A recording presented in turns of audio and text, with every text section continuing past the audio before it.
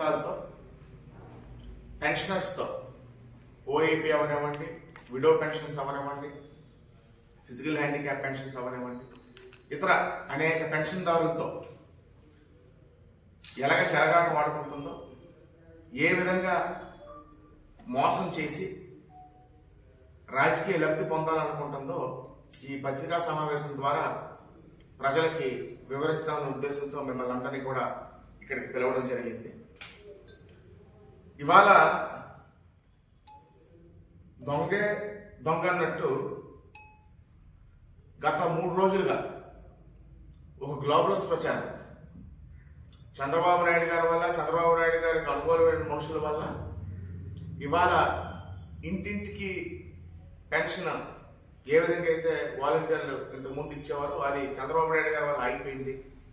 పేద ప్రజల మీద కక్ష కట్టారు తెలుగుదేశం పార్టీ వారు అని ఒక తప్పుడు విష ప్రచారం చిమ్మే పరిస్థితి ఈ రాష్ట్రంలో ఉంది. ప్రజలందరూ ఇలాంటి తప్పుడు మనుషులు, తప్పుడు వ్యక్తులతోనే తప్పుడు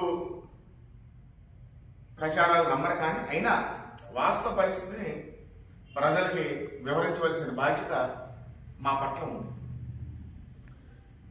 ఏ రోజు కూడా తెలుగుదేశం పార్టీ వాలంటీర్ వ్యవస్థకి వ్యతిరేకం కాదు. అది ఇంతకు ముందు స్పష్టంగా చెప్పడం జరిగింది. రేపు తెలుగుదేశం పార్టీ ప్రభుత్వం ఏర్పడ్డాక వాలంటీర్లకి మరింత గౌరవం ఇచ్చి, మరింత బాధ్యత ఇచ్చి, మరింత గౌరవం ఇచ్చి వాలంటీర్ వ్యవస్థని కొనసాగిస్తామని చంద్రబాబు నాయుడు గారు చెప్పారు. వైఎస్ఆర్ కాంగ్రెస్ పార్టీ ప్రభుత్వం, వైఎస్ఆర్ కాంగ్రెస్ పార్టీ నాయకులు వాలంటీర్ వ్యవస్థని రాజకీయ అవసరాలకు వాడుకోవడం అనే దానికే తెలుగుదేశం పార్టీ అనేది వ్యతిరేకం. ఇవాళ ఈ కంప్లైంట్ల వల్ల, తెలుగుదేశం పార్టీ వల్ల, చంద్రబాబు నాయుడు గారి వల్ల పెన్షన్ లేట్ అవ్వలేదు. ఎన్నికల కోడ్కు విరుద్ధంగా 13,000 కోట్లు, మార్క్ మై వర్డ్స్, 13,000 కోట్లు పెన్షన్దారుల డబ్బుని ఈ వైఎస్ఆర్ కాంగ్రెస్ ప్రభుత్వం, ఈ ముఖ్యమంత్రి గారు వాళ్ళ గుత్తేదారులకు, వాళ్ళ కాంట్రాక్టులకి ఎన్నికల కోడ్కు విరుద్ధంగా పేమెంట్స్ చేయడం జరిగింది. అది ఫస్ట్ పాయింట్. రెండో పాయింట్, సరే వాలంటీర్స్ని ఎన్నికల విధులు, రాజకీయ కార్యకలాపాలు ఎన్నికలు అయ్యే వరకు కూడా, కోడ్ అయ్యే వరకు కూడా వాలంటీర్స్ని విధులకి దూరంగా ఉండాలని ఎలక్షన్ కమిషన్ ఆదేశం ఇవ్వడం జరిగింది. మరి ఎలక్షన్ కమిషన్కి ఆదేశం ఇవ్వడం ఏమాత్రమైనా ఈ ముఖ్యమంత్రి గారికి, జగన్మోహన్ రెడ్డి గారికి చల్లం ఉందా? మరి ఏప్రిల్ వాలంటీర్స్ ఇప్పటి వరకు కూడా పెన్షన్స్ పెంచారు.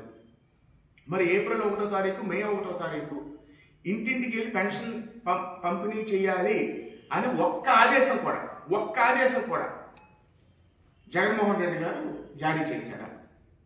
ఇవాళ సుమారు ఈ రాష్ట్రంలో 135,000 మంది సచివాలయ సిబ్బంది ఉన్నారు. ఈ రాష్ట్రంలో 135,000 మంది సచివాలయ సిబ్బంది ఉన్నారు. అదే కాకుండా సెక్రటరీలు ఉన్నారు, పంచాయతీ సెక్రటరీలు ఉన్నారు, విఆర్ఓలు ఉన్నారు.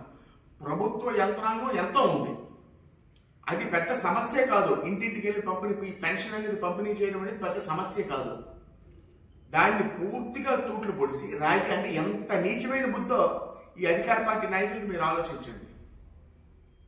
చంద్రబాబు నాయుడు గారి మీద నెపం నెట్టేసి పేద ప్రజల్ని ఇబ్బంది పెట్టి రాజకీయ లబ్ధి పొంది ఎన్నికల్లోని లబ్ధి పొందాలని చూస్తున్నారంటే ఎంత నీచం, ఎంత ఘోరాతి మనస్తత్వమో, ఎంత సెడిస్టిక్ మెంటాలిటీయో ఈ అధికార పార్టీ వైఎస్ఆర్ కాంగ్రెస్ పార్టీ నాయకులు మీరు దయచేసి రాష్ట్ర ప్రజలు గ్రహించాలి. తెలుగుదేశం పార్టీ తరఫున మేము డిమాండ్ చేస్తున్నాం, ఎట్టి పరిస్థితుల్లో ఇంటింటి పంపిణీ, పెన్షన్ అనేది ఇంటింటి పంపిణీ జరగాలి. ఇమీడియట్గా సిఎస్ గారు, ఎలక్షన్ కమిషన్ చొరవ తీసుకొని ఉన్నటువంటి సచివాలయ సిబ్బందిని, ఇతర ప్రభుత్వ ఉద్యోగులను వినియోగించి 5వ తారీఖు లోపు పెన్షన్ పంపిణీ అనేది పూర్తి చేయాలి. 600 అయినా 106 అయినా. లేకపోతే ఇవాళ ప్రజల యొక్క ఆగ్రహాన్ని గురికాక తప్పదు ఈ వైఎస్ఆర్ కాంగ్రెస్ పార్టీ ప్రభుత్వం. మీరు తప్పు చేసి మీరు కేవలం దీన్ని ఒక రాజకీయ అస్త్రంగా వినియోగించుకుందామని ప్రత్యామ్నాయ ఏర్పాట్లు ముందు చూపు లేకుండా, ప్రత్యామ్నాయ ఏర్పాట్లు చేయకుండా ఇవాళ మా మీద మీరు బురద చల్లడమా? రేపు తెలుగుదేశం జనసేన బీజేపీ ప్రభుత్వం ఏర్పడ్డ తెజ్జం, కేంద్రంలో బీజేపీ ప్రభుత్వం, రాష్ట్రంలో తెలుగుదేశం జనసేన బీజేపీ ప్రభుత్వం ఏర్పడ్డ తెజ్జం, నారా చంద్రబాబు నాయుడు గారు ముఖ్యమంత్రి అవ్వడం తెజ్జం, ప్రతి ఒక్క పెన్షన్దారుడికి 4,000 రూపాయలు పెంచి ఇంటికే తీసుకొచ్చి మీ చంద్రని ఇవ్వబోతున్నారు పెన్షన్. దయచేసి ఈ రాష్ట్ర ప్రజలు, పెన్షన్దారులు అర్థం చేసుకోవాలని నేను కోరుకుంటూ, తక్షణమే సిఎస్ గారు ఎలక్షన్ కమిషన్ తక్షణమే చర్యలు తీసుకోవాలి. ఇంటింటికి వెళ్ళి పెన్షన్ పంపిణీ జరపాలి. 5వ తారీఖు లోపు ఆ ప్రక్రియ పూర్తి చేయాలని నేను తెలుగుదేశం పార్టీ తరఫున నేను డిమాండ్ చేస్తాను.